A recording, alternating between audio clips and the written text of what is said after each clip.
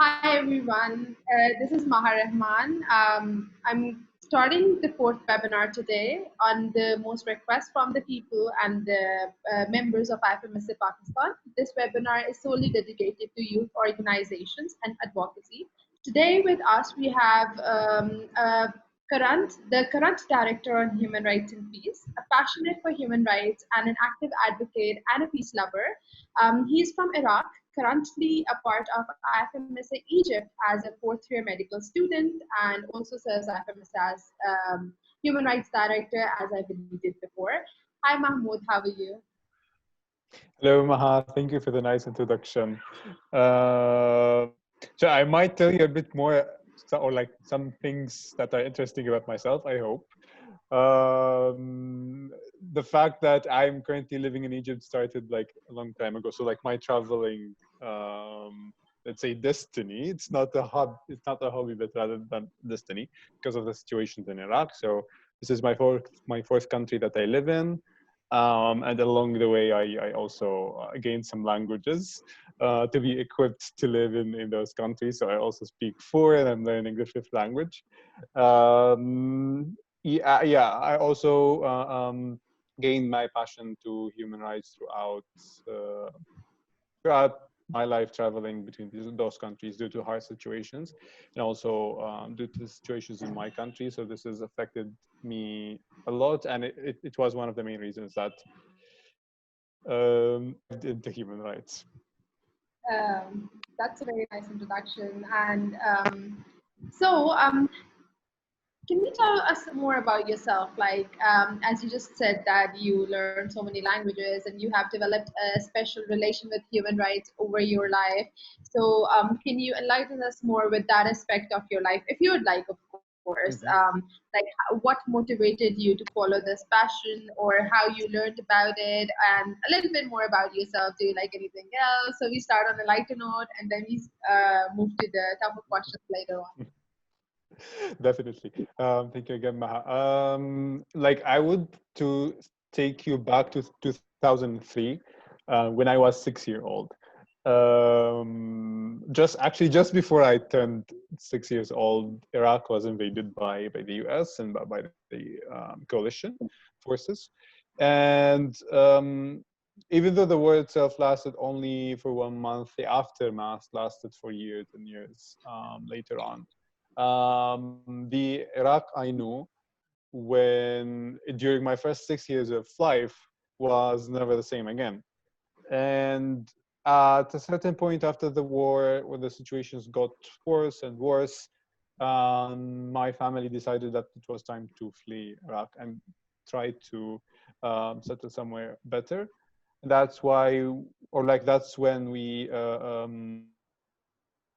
in which I also had some years of experience as a refugee and experiencing the technicalities and the routines, I would say the long routines of refugee organizations. And perhaps from that experience and what happened later on, different encounters with different people, I'm going back to Iraq later on, and then issues in Iraq with terrorism, with ISIS later on, and also fleeing for a second time, more or less. I think throughout this whole experiences, I think also horrific events, seeing firsthand violence and the rights. That's where, or like that's where from my I would not say passion. It didn't like it was just a notion that where is this thing that is called human rights, or don't they call for that, and aren't we entitled for certain things as human beings, at least as like a minimum standard? And I think these questions led to what now we can call a passion for human rights. Okay, I'll ask this question at the end of the webinar, that did you find something while all this journey? But for now, let's get started. So as the topic suggests, this is more about organizations and advocacy. So for you, we're taking you as a representative of all the youth that is there, because kind of with your position, you're a representative, and you're representing the youth of the IFMSA NMOs and what their stance is. So tell us more about your job, because people here admire the work, but they're not much aware. Like, you had a journey from the start, you had something in your mind, you had aims and objectives, and this all led you through that. So can you tell more about your job? How is it hard to manage with studies? Because that's the most prominent question that comes up, being a medical student, as is a student-based organization. But then again, the members ask that, how do you manage it? Medical itself is so tough, and like, juggling between things and being here and everywhere, and like shining in the medical aspect too. So can you tell us more about that too? Yes, definitely. I think I would answer the last question from where you started at the beginning. You described it as a job, and I would rather describe it as doing what I love. And maybe that's what pulled me through even like med school or like through daily life. Of course, there are moments when things heat up and like there's pressure on work and so on. But to start with, I think this is important. It is something that I love that I'm doing, and that's why the strength is born with that, I think, passion. Um, in general, it is a voluntary role. And as the name suggests, it's not something that we are paid for. It's something that we do voluntarily out of passion, out of interest, out of I would say common sense or common service, more accurately, as part of currently as part of the International Federation of Medical Students Association, as part of many other voluntary organizations as well. Um, Voluntary work is just about how you like you define the scope of what is that work, what is that job, or what you do exactly. Yes, there are definitely minimum responsibilities, but then depending on your ideas, depending on how much you love to experience, or how much you like to adventure or to go to adventures, you figure out also different aspects of your role, and thus you also add more maybe tasks or more ideas or more initiatives to work on. As for how to manage it with studies, I think this is quite a difficult question. I don't think there is yet a perfect question for that, and it depends on the person themselves. Um, they always like there's always a cliche about time management, but me personally, like I'm a bad time manager, so I'd like at least this is a tip that did not work for me, and I had to figure out, or like at least to dive further into myself and see what works for me. Um, and this is, I think this is something important when doing anything next to studies, is that someone knows their capacities, knows their abilities, knows what their attitudes as well, and habits, because it's important. Like habits control most of what we do on a daily life. And by knowing themselves, by knowing their weak points, and by knowing their strengths, they can build around those and formulate, let's say, a good schedule, or a good daily the daily momentum or daily timetable that they would be able to fit in both aspects of being a volunteer and being a medical student as well, or any kind of student, or any kind of tasks in general, in addition to studies. Okay, so I'll get the crux out of it. What you meant was the passion is needed for anything. If you're passionate about it, if you love the thing you're doing, nothing matters, right? Definitely, without motivation, without motivation, without passion, the motivation will be weak, and then there is no drive to continue. So when motivation fades away, the drive fades away, and thus you cannot continue. But when there is a passion, there is kind of a strong link And that pulls you towards the topic or the situation you're in. That's a very nice answer. Okay, drifting 360 towards the organizational roles, I just want to know more about um, what is the role of youth organizations in modern days? Like, how is youth going to do it? Youth has this question and this perspective in mind that no matter what they do, they would never be listened to first. Mhm. Either if they are, whatever, like they would be appreciated, but they wouldn't be taken as seriously as other people who are doing the same work, who are experienced or who are from a political background or stuff like that. Since IFMSA is a non-political organization, how is your stance, or what do you think is the role of youth in the modern days of today? Mhm. Mhm. Thank you, Maha, for this question. To answer it, I would give, let's say, a rough piece of information that youth represents a big chunk of the society. Of course, it differs from where you are in the world, but more or less 1/3 of the society is young, around that number, more or less. And from that, we can dive in further into why the role of youth is important. Because at the end, we are an essential component of the societies we live in. We are an essential component of our communities. And thus, if we do not contribute or if we do not participate proactively in developing our communities, in decision making, or even in like any kind of initiative, or if we don't participate in the daily life of the community, then we become more of a burden to that community.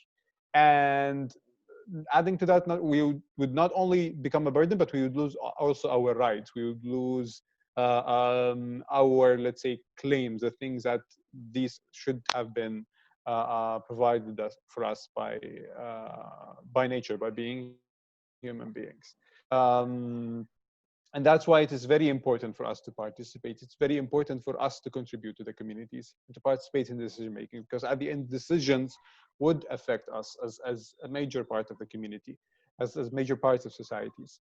And thus, our participation in those, reflecting our visions, reflecting our opinions, reflecting our stances, is important to shape the decisions, but also to shape the community to be youth friendly, if that is the word to describe it.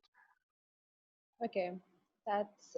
I hope this answers the participants' question about how is youth going to do any change in the future. My next question would be, how stakeholders or stakeholders, any like either ways, and can you give any examples from your work in IFMSA? Did it happen in some countries, or are some people trying to do that, or like any example? They could be even hurdles. They were trying to do that and couldn't. But can you convince the stakeholders? Can they? Yes, they do. They can. But to further dive into the question, I would go back to like one sentence you mentioned, Maha, which is that there is a lack of trust in youth from let's say the stakeholders in the context of this question. And I think this is very important to understand that when there is this lack of trust, that is born out of, like they are elderly people, more experienced, so they see you as you are still a kid, you're still learning, you still have a long way in order to have a concrete opinion, for example, or in order to gain some knowledge and you can compete with them, or you can give them a head-to-head opinion. So it's important to understand from that it is not an overnight process that you can convince or you can gain the trust of stakeholders. It requires um, a hard, I would not say hard, but a long journey. It requires consistent efforts. It's done progressively. We need to prove ourselves to the stakeholders. This is the added burden, I would say, to the work of youth, is that whomever you come across, you need to prove ourselves to those stakeholders, to prove to them that our stances, for example, are evidence-based, that we are credible, that we are also dependable, like people can depend on us. We are not just like here to play, we are not just here, okay, to do this for fun as well, but we are here to really change the world. So it's important for them also to sense the seriousness, let's say, more or less also the professionalism in handling it. And this is very important because we are now speaking about two different power levels where you are trying to convince people of probably much higher or much more power than the position we are in as youth. So how can we convince stakeholders? By commitment to our message, by continuous learning and development, by being open to feedback, and by criticizing or reflecting on our work before others do, and thus being also open to improvement, and by patience. And patience is important, very important throughout the whole process.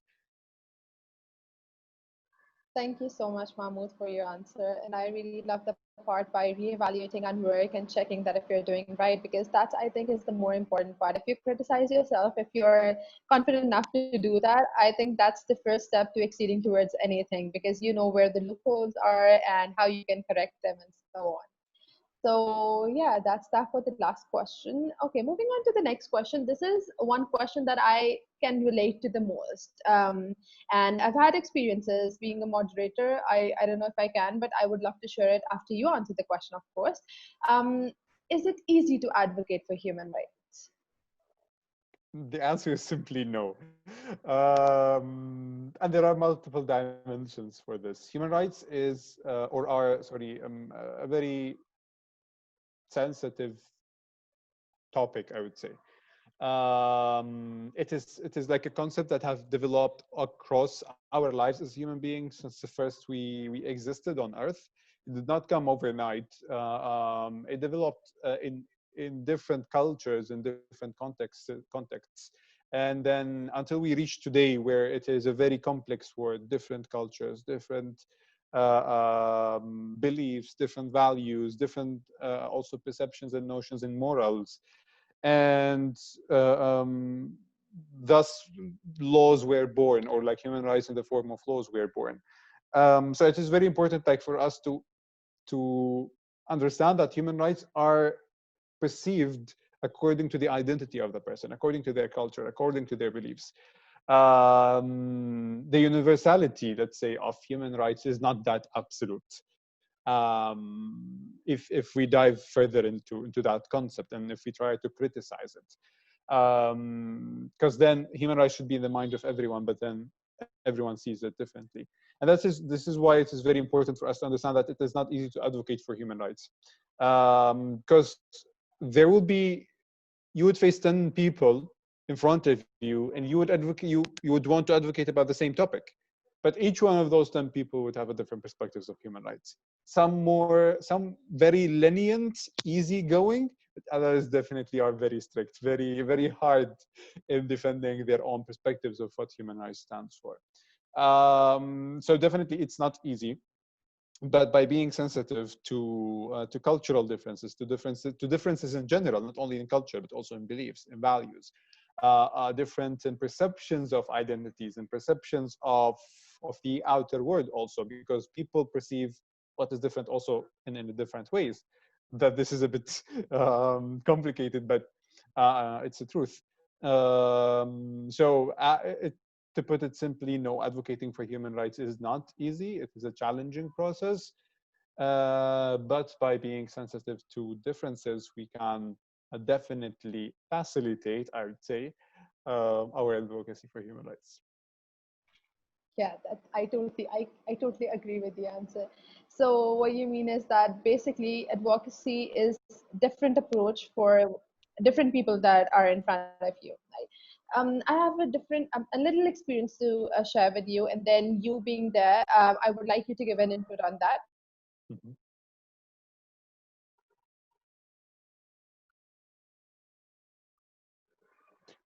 Oh, sorry. Yeah. Okay. So I was advocating for human rights, and then there was some issue because because as its webinars open to anyone, but then being more related to the Pakistani people, because the members here have the similar problems as me. There was a case of child rape. I stood for the case, and she was a maid at a certain household who was a responsible citizen, let's say, and a powerful citizen of the society. Might be, political, might have a political background too. But then when I started to get the threats. I couldn't move out of the house. Being a woman, that's the most threat you can get. So it was shaking for me, and even for my passion for human rights, the how to start. And then when you do something like that, there is your parental pressure and then your family pressure that drop the thing immediately, because it would do you more harm than the benefit. So things like this happen when you're advocating. Is there a certain approach to some things? Is there a way that we can start? Because what I personally believe, that if I couldn't, like, knowing all the human rights thing and standing for the human rights and peace for years, I couldn't stand up for one girl. We need to start somewhere. Then what would be the right approach? Because even if we go from top, we are never there. Kind of, they would not let us through there, and they would not, of course, who the people are. They have high links. They wouldn't let us do things. So, what's your stance on that? Um, so, like, the point that I want to mention here is that human rights, or promoting human rights, establishing a culture of human rights, is not an overnight process. Different advocates have different approaches to how they advocate to human rights. Some people are very direct in their advocacy. Some people are very also confrontational in their advocacy as well.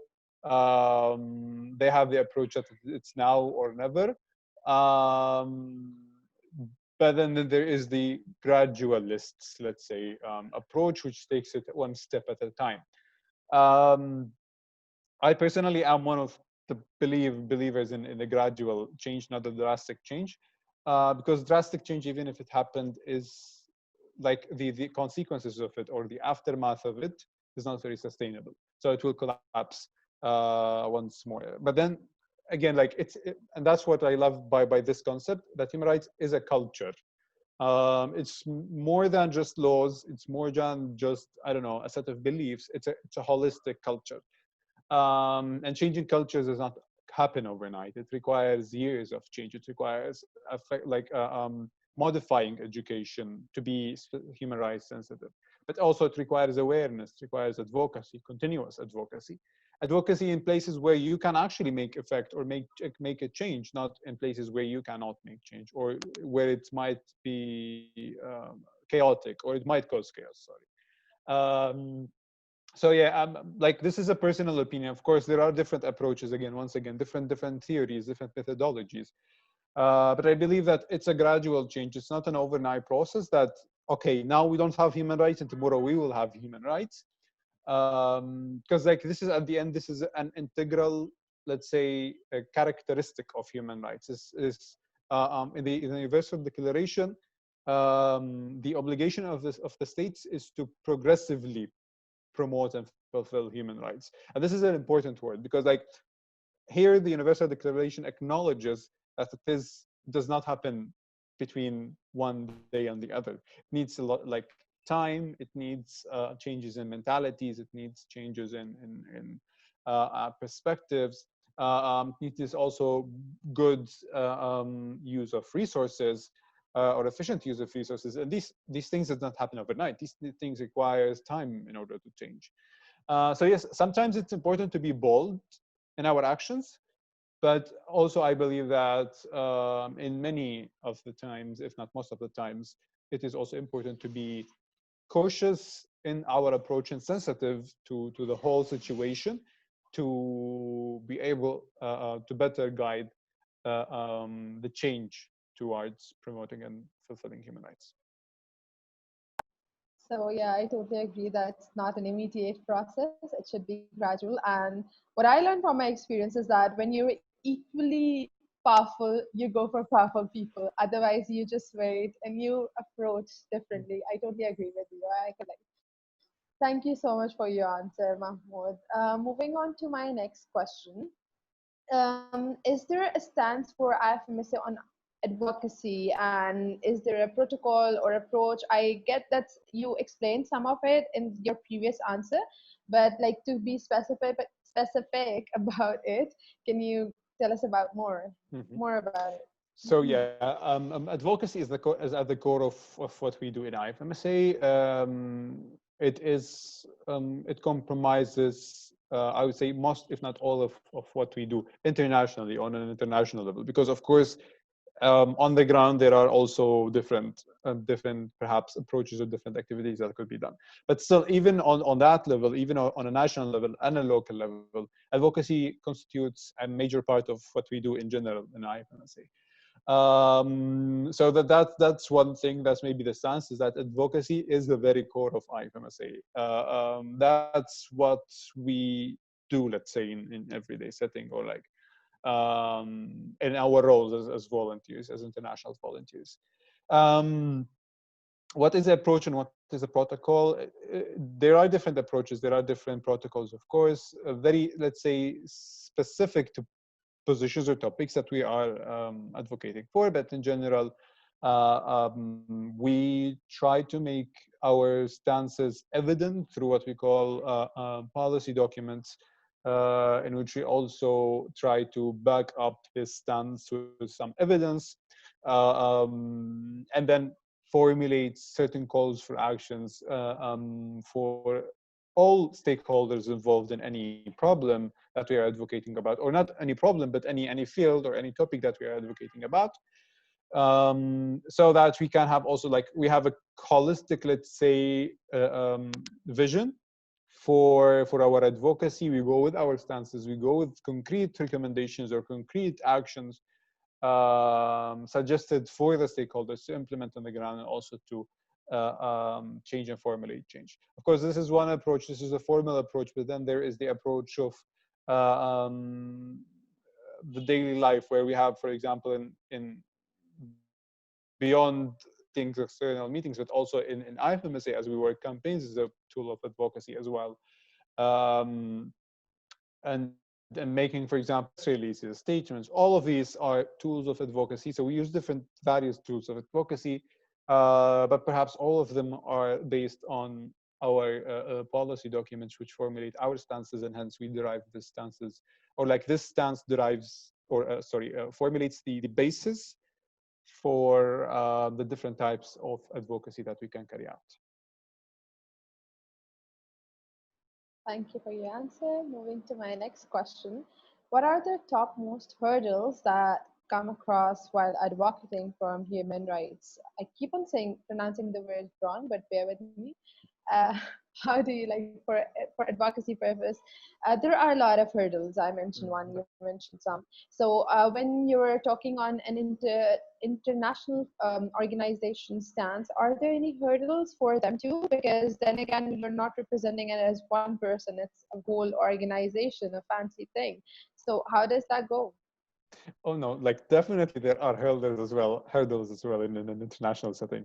It doesn't change a lot, and there are like different maybe dimensions for these hurdles. So there are dimensions related to the fact that we are youth, we are young people, and then there are hurdles related to human rights themselves. And starting from the obstacles or barriers related to being youth, again, like lack of trust is one important hurdle, and this is more evident in international world, because then these are prestigious organizations. Oh my God, like people who have spent their lives probably working on certain topics, and they are facing students who are yet to graduate, and these students are trying to advocate, trying to promote certain ideologies. So you can expect those people to, of course, not fall easily for these students, at least. But then there's also another danger, which is tokenism. And perhaps this is happening more and more in our today's world. Those experienced people tend to try to get closer to youth, in order to make their image in front of the people as good as they can, to polish this image and say, okay, we are taking youth's input into account, but in fact this is not what is happening. And that's maybe what what is the definition of tokenism, putting being in a simple manner. It is when there is a person that tries to involve another person, let's say, of a less power, but then this involvement does not contribute afterwards. So there is no follow-up to this contribution. It's kind of that it enters from one ear and it goes out from the other ear. And this is like very very evident in an international community as well, perhaps more than local and national levels. So let's say there are different also aspects or different challenges based on the level you work on. So these are like some of the barriers, let's say, to youth work in general. Of course, there are a lot of different barriers as well. As like needing the capacities and needing skills, and maybe depending more on informal peer-to-peer education, which also like it is good as well. It has many positive points, but it's also a drawback in certain senses, certain situations where you need certain knowledge, let's say, or experience delivered regarding the topic. On the other hand, in addition to the different hurdles for us being as a youth, there are hurdles related to advocacy for human rights. And as we said, because like human rights, like if we speak about on the international world, it's also there is the political agenda, which is also adds to the challenges related to advocacy to human rights, which we mentioned earlier in the previous question. So in addition to the cultural, maybe the cultural, let's say, differences are not very evident in an international situation, in an international setting, but the political understanding of human rights, or the political relation to human rights, is very evident in an international setting. Also, the mechanisms of human rights, international mechanisms of human rights, is also very restricting to youth involvement, or to like maybe non-governmental organizations has the platform to involve in certain mechanisms, but youth organizations, perhaps we still lack experience with these mechanisms, and thus we are not as involved. So we are distant from those, but it's also the fact that these mechanisms are very complicated, definitely. And as students, we, for example, do not do monitoring work on human rights situations or violations on the ground. And the fact that there is this gap between on-ground work and, let's say, online work, or the voluntary work we do, is also important. It poses a great challenge to the advocacy for human rights. So my next it would be a statement, wouldn't be a question. What if in a parallel idealistic world, these hurdles are overcome? Mm-hmm. Complete the statement. Youth would be Would it more make powerful. Youth would be more ready to advocate, to make the change.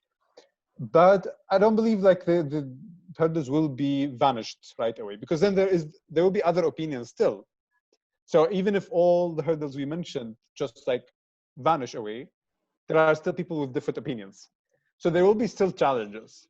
It would make life easier, definitely. Again, like youth would be more powerful, maybe more trusted, more credible, informed, in front of the stakeholders. However, there will be always different opinions on the table. And with different opinions comes the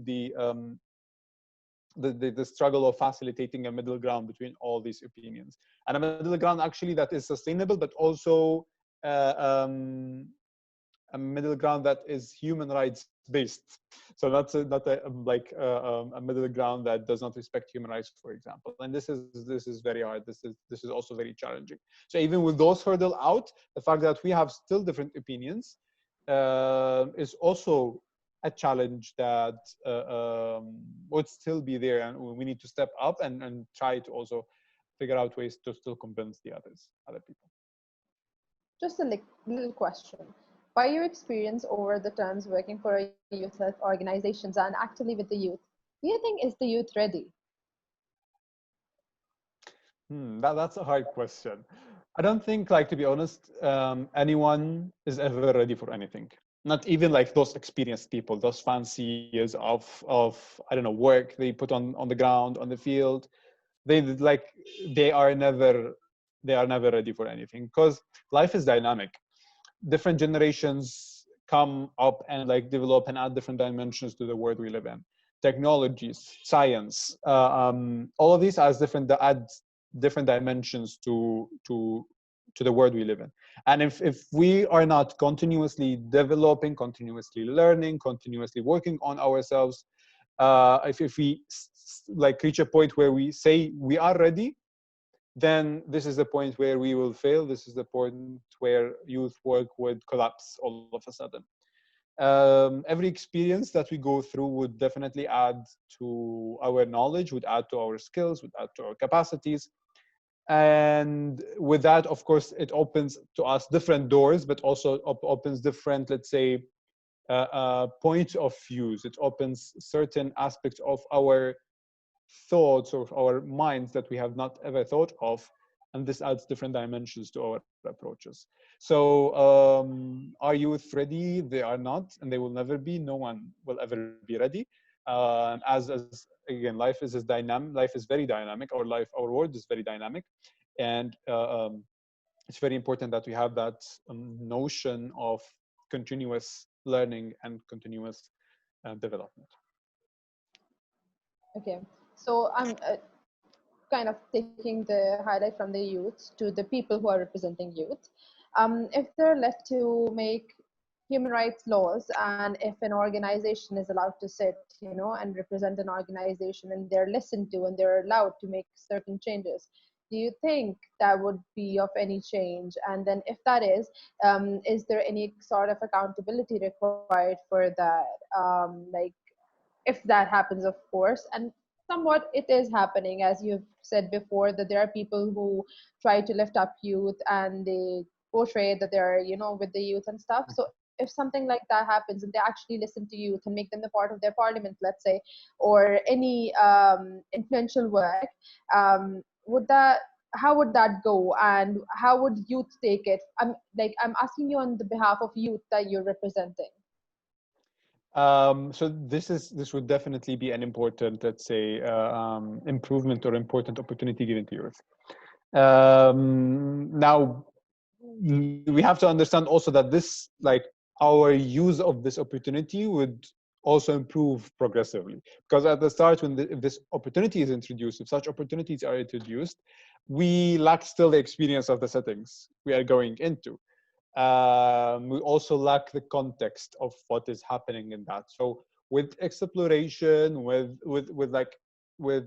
diving more into these opportunities and like figuring out what is happening, we are more and more competent to work and also to fulfill, let's say, these, or to live up to the potentials behind these opportunities. So like this is very thing, like, but the essential of it, the core of it, is that these opportunities are provided, and once these opportunities are provided, I think it's also in order to ensure that we make use of these opportunities, or let's say make sure of the potential behind these opportunities, is that first we set ourselves accountable to our actions before others hold us accountable for what we do. Because internal accountability is important. Holding ourselves accountable to certain measures, let's say, to certain action points, to certain deliverables, is very important for us to assess our work and also to improve later on, to see what happened wrong or what went wrong. And this comes internally, should come internally, let's say, in an ideal world, before it comes externally from those who provided the opportunities. So I think it's like accountability coming with these opportunities is very important, but I believe also that before these accountabilities come, coming from the stakeholders themselves, it should come up, or like they should come out of our internal notions and our internal selves as well. Since we're approaching towards the end of the webinar, I have two more questions with you. At last, I would just like to tell the youth of today that are listening to you, that appreciate your work, that look forward to like you and your work, that appreciates you in any possible way, and that has put their trust in you. What would you like to tell them from your experience? Anything they could learn from your journey, or anything they could take notes from, or if they're passionate enough like you, like other people who are at your position, how do they take that? How do they start? Oh my God, there are a lot of things to give to this question. I think one important thing that perhaps is crucial in anything is that this is also again a reflection on another, is that every step we take in our lives opens a different opportunity and opens a different door, and it comes with different challenges as well. Um, so I think one thing that I learned is that it is important for us to be open to these doors, open to these opportunities, open to these challenges, to embrace them, if that's the word to put it, in order to be able to better handle these steps and move forward rather than go backward. That's one. Two, I think also what I learned is feedback, the importance of feedback. Um, it's very important to listen to like what the people say about, like maybe what you say about your work, but also what your colleagues also say about it. Because like this is the way in which we can evaluate whether we are doing something good or maybe we have stumbled upon certain blocks that we need to change the approach, for example, or change the methodology in order to avoid or to skip. Not also that, but like having or like receiving feedback, being open to feedback also helps us move past the stagnation of work, because there is like work is not always an upside trend or an upside trajectory.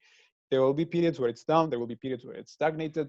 And in these periods, it's very important to have the feedback in order to ensure that, okay, we went down, but we need to go up again. Or we stagnated, but we need to continue our progress once more.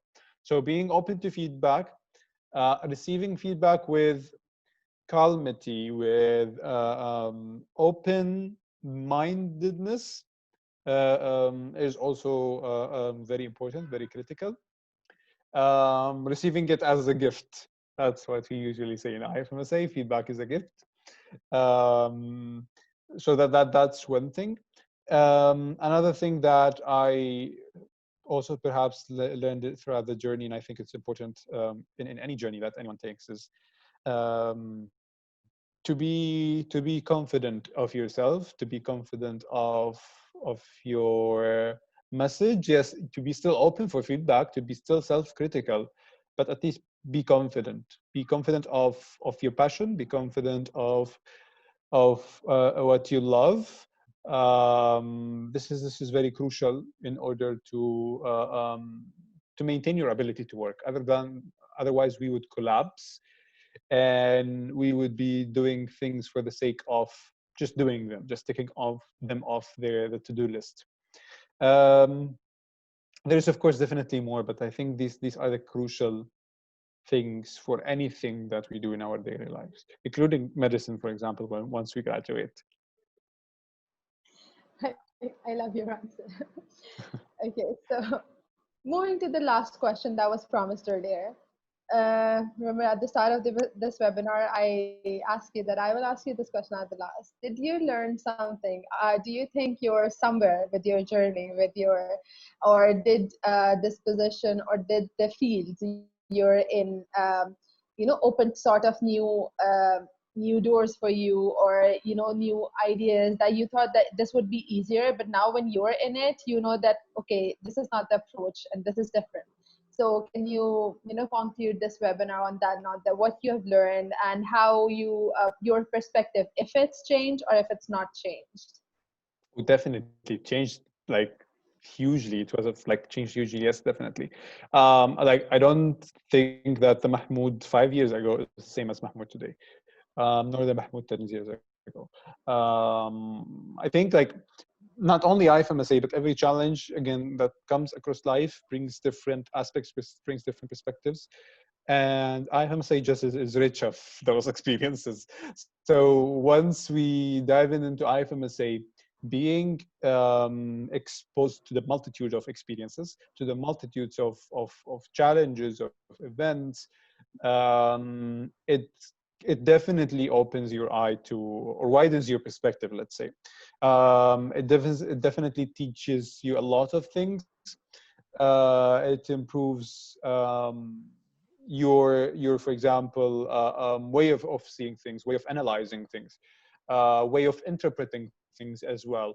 But also your way of approaching different situations, of handling different situations, of handling obstacles, of handling our next steps as well, of handling our futures. And yeah, this is very important. Once again, I think this would continue to happen in our every step of life. But I do think that definitely once we see the Dr. Mahmoud, that that doctor would be a very different doctor because of IFMSA than if the Mahmoud who was very in early like years of med school did not join IFMSA, for example, and decided just to stick with medical studies alone and not to do anything extra. I think these would be two different doctors, two different situations, two different perspectives. And I believe the Mahmoud with IFMSA would be more flexible to change, more able to deal with the variables of life. Maybe not the most knowledgeable, but knowledge is gained, knowledge is developed still, but definitely the most flexible in facing the different variables of life. That is something that is very, very valuable, I think, that IFMSA instilled in us. Thank you so much, Mahmoud, for your time. We know that it's quite busy times and it's tough situation everywhere, but you took out time for us, and we really appreciate that. We wish you all the best for your future, whatever is ahead of you, and whatever you're planning to do. And meanwhile, appreciating the work you're already doing. For our participants, as I promised, I will keep bringing you knowledgeable people like him, whom you can learn from, whom you can question directly, and whom existence or their work can give you any motivation for whatever, or have, if you have thought of it. This is your favorite host, or as I believe I am, signing off, promising you a series of webinars where you will learn more about disaster medicine, more about COVID situations, human rights from the professional panelists that I would invite to our webinars. And until then, stay safe, stay healthy. Bye bye.